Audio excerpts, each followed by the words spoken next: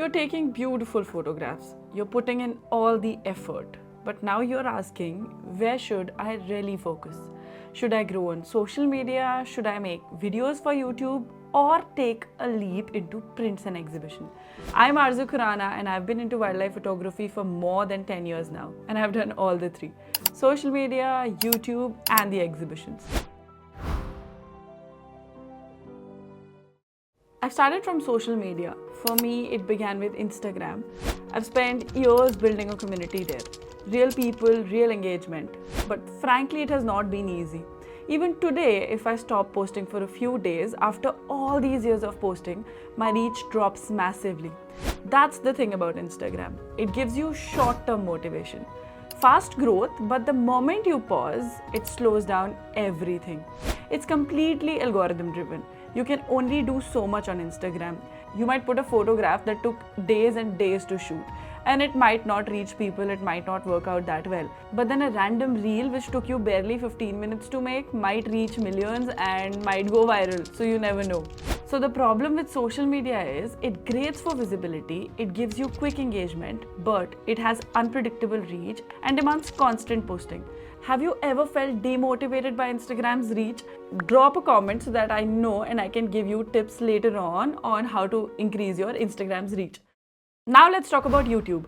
With YouTube, my journey has been a bit different. I have been irregular recently, but I used to regularly post vlogs on my other channel. Now I've made a second channel dedicated just to photography tips and tricks, because after all these years, I have realized that YouTube is extremely niche driven. It demands clarity, what kind of content you want to create, who are you creating it for. You need to figure out your audience beforehand. I realized that someone who enjoys watching my jungle vlogs might not care about the lens reviews or the lighting tips in the jungle or how the new drone or camera is performing. And someone who wants to learn photography might not enjoy my long forest adventure vlogs. So now I run two channels, one for the jungle lovers and the second one for people who want to learn photography. Because with YouTube, understanding your audience is everything. And the more you delay it, the more effort is going to ask for later. So you have to keep in mind these things for YouTube. It builds trust over time. Long form content is evergreen content, but it gives you slow growth and it needs planning and clarity.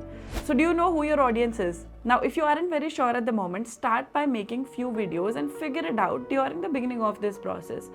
But if you're stuck between two ideas, like I was for many years, you might need two different doors. Consider accordingly. Prints and exhibitions, the real turning point. After all these years, finally, my exhibition started, and that was my favorite part. I did my first in Delhi and the second one in Mumbai. Seeing your work printed in big, tangible, holding in your hand kind of a way, it changes everything. When you print big, you start seeing the actual flaws in your photographs. The focus issues, the post-processing errors, everything shows up, blows up. I now genuinely believe if you want to grow as a photographer, print your work. It will definitely humble you. And it will teach you a lot about photography.